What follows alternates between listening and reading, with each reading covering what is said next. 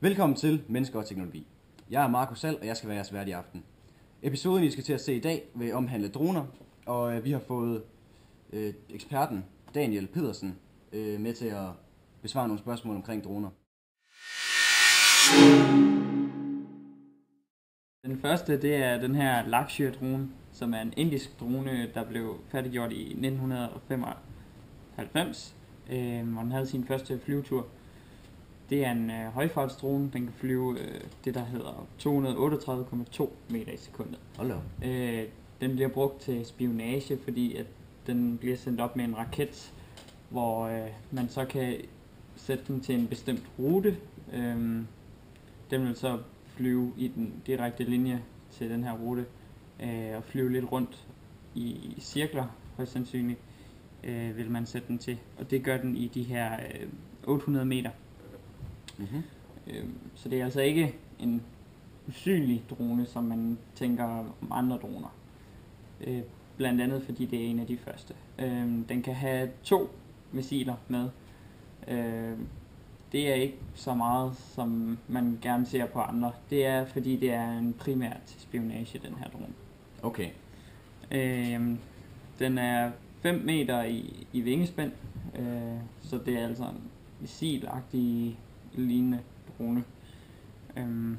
Og den har en rækkevidde på 150 km fra hvor man styrer den, fra parabolen, som man sender signalet op til den med. Ja.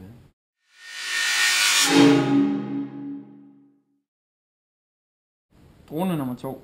Den mest kendte drone af dem alle. Det er blandt andet US Air Force, Royal Air Force og US Navy, som har fået den her drone produceret for, jeg mener det er General Atomics, der har lavet den. Den er noget dyrere end Lakshya, men den kan til gengæld flyve op i 15 km højde, og du kan kontrollere den 6 km væk fra opsendingssatellitten. Og den er særdeles velegnet til spionage, fordi den kan flyve så højt som den kan. Samtidig har den et vingespænd på 11 meter, og den har 6 ophæng, hvor den kan have missiler på. Selvfølgelig mest vægt på de inderst på vingerne, og så længere og længere ude kan det mindre og mindre. Yderst vil man som regel have måske maskingevær, hvis den skulle have noget, hvor inderst vil den have bomberne. Den kan som sagt, ligesom Lakshya og de andre fleste droner, kan sættes til en bestemt rute, hvor den så vil flyve hen og cirkulere lidt. Ja. Den har en makshastighed på 400 km i timen, blandt andet på grund af den her motor, den har, som er en turbopropelmotor på 950 hestekræfter. Det er en hel del energi. Og med den benzintank, den har, så kan den faktisk flyve i helt op til 28 timer på en tank. Så den er god til langvarige missioner med spionage over for eksempel en base i en Taliban-base eller Al-Qaida-base. Og den kan afsende missiler helt op fra 10 km højde. Så dem nede i basen højst sandsynligt ikke vil opdage missilet, før det egentlig lander og rammer. Ja, før de er ramt, ja. Det er en af de dyrere droner, som sagt også fordi den er ny. Okay, men det handler jo lidt om robotteknologi, det her projekt. Ja. Og så skal jeg jo lige have at vide, og det angår egentlig også Lakshya-dronen. Du har sagt, at de kan få lov til at komme ud på deres egne ruter. Ja. Er det så robotstyret? Det er det. Der sætter du den simpelthen til en bestemt lokation, enten ved hjælp af et kort, eller GPS-kort selvfølgelig. Ja. Eller du kan angive længde og breddegrader, som den skal følge.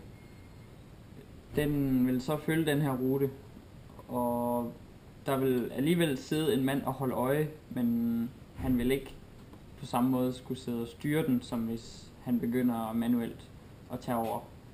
De sidder simpelthen inde i en kasse med ingen vinduer og kun døre.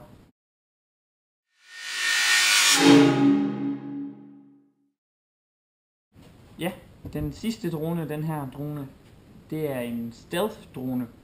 som stadigvæk er i udvikling i dag fra den amerikanske hærs side. Indtil videre har det kostet 1,4 milliarder dollars, så det er ikke billigt. Den har dog været op at testflyve. Okay. Den har en rækkevidde fra kontrolcentret på kun 3,3 km, men til gengæld er det en meget stor drone og en meget intelligent drone. Man har spået den til at være forløber til fremtidige droner med høj intelligens. Blandt andet kan den selv lægge kurs om, hvis den møder dårligt vejr, eller den møder fjendtlige droner. Den er helt sort, så den kan operere om natten uden at blive set. Kan flyve op til 12,2 km højde. Og den har en maks hastighed på 308 meter i sekundet. Yes. Og den er også styret med robotteknologi. Ruter, og den kan også komme i luftkamp med andre, hvor den så også selv kan styre ved hjælp af robotteknologi. Det kan den. Faktisk kan den gøre det meste på autopilot, fordi den er meget intelligent. Den er stor nok til at have missiler og også bomber. Den har et lille lastrum til for eksempel bomber eller hjælpepakker til soldaterne i en.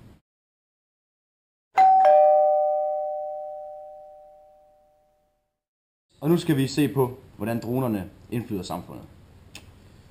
Og til det har vi selvfølgelig igen vores ekspert, Daniel Pedersen, til at hjælpe os med at besvare det her spørgsmål. Ja.